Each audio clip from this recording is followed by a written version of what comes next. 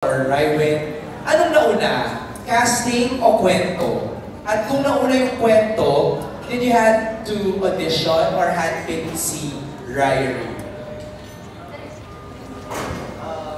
Nauna po yung kwento. Okay. So, we made sure muna na buo yung kwento bago namin i-offer sa cast. Okay. For Butchige, nagkaroon kami ng casting call. Okay. Napakaraming nag-audition. And she ultimately performed really well. And kinuha niya yung attention at puso namin. So, we got Ryrie. Direct, what were the requirements o yung hinahanap nyo sa lead role ni Butchige?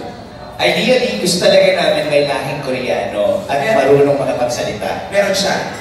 Koreano ka ba o Pilipino?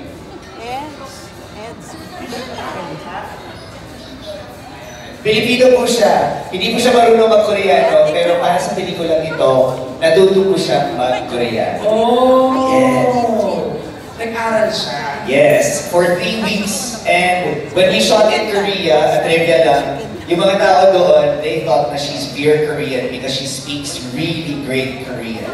Wow!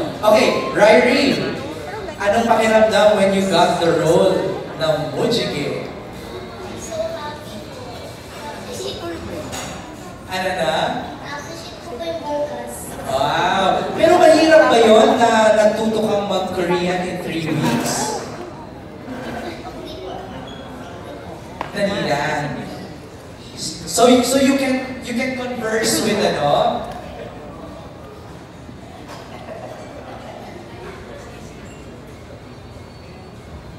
Ayun. Okay. A requirement din talaga kasi ang role niya makakasama madalas si Jisoo. At saka dahil galing po siya Korea, kailangan niya talaga nagko-Koreano siya. Okay. Si Sunny naman, Alexa, ikaw, kailangan ba? Required ka din o hindi naman? Hindi naman po, thank the Lord. Thankfully, hindi kami hindi ka ni-required. Hindi naman.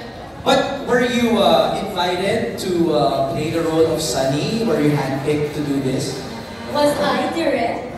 I think si Direk po ang nakakasagot talaga niya. Hindi. Pinili talaga namin si Alexa. Hindi po siya nagkaroon ng audition or to anyone. It was really for Alexa. For Jisoo naman. Si Miss Madonna ang makakasagot. Ayan, Miss Mado, paano si Jisoo? Para napili? No, kasi we were really looking for a Korean actor.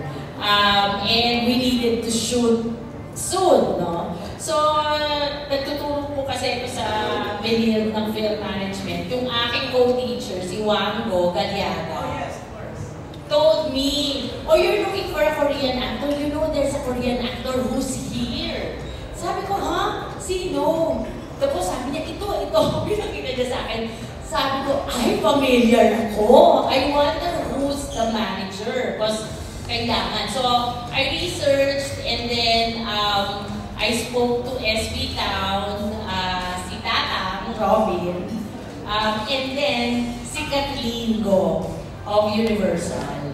So, yun. And then we pitched it to Jisoo and he liked it and he had a lot of suggestions actually. Kasi syempre, you know, we needed resource people also for the story and he gave it a really good perspective. So, yung role niya na-envision namin even grew further when we started talking to him. Wow. So, yun. Napaka-importante ng role niya dito sa pelikula. What's Jesus' reaction when he got the offer to portray Jisung? What was your reaction when you were offered the role? It was really honored to film here. I mean, actually, in these days, it's hard to do film. You know, it's hard to find a film, and especially this genre, like family drama. You know, when you go to cinema, there's always like comedy, like action, but it's hard to watch it, the family drama. So I thought it's like very unique movie, and also it's like the story of like with Korean guy, and I also watched it about documentary about Kopino. So I was actually it was kind of negative way. So I want to show them it could be a positive way, even it's like Korean Filipino. So I want to show that as a Korean, like, good way. Right. So I'm trying to do my best in it. Did you have to learn Filipino? Yeah, I love just few words.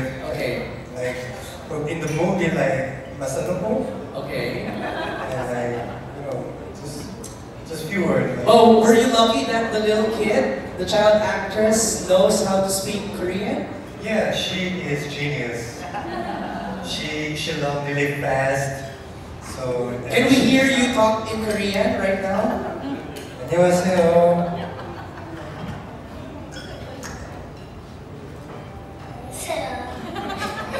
Talk to Jisoo, talk to Jisoo.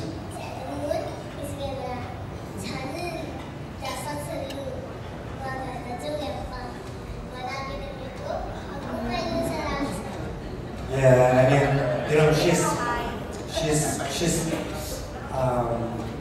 intonation is really like Korean accent. Wow. O, ikaw naman, Rufa May.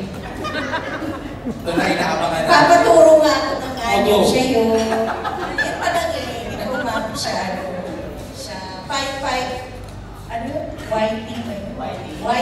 Whitey. Ano yun? Go. Whitey. O, pero ang role mo dito, kapitana ka. Oo. Kapitana po ako. Surprise ang role ko dito, napin niyo ako sa movie. Basta ako yung rainbow. Wow.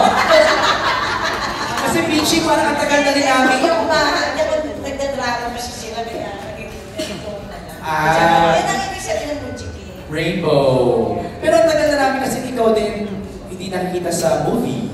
Correct. Kaya nga, so ngayon nakikita na nila ako. Rainbow. Nakapitana. Nakapitana.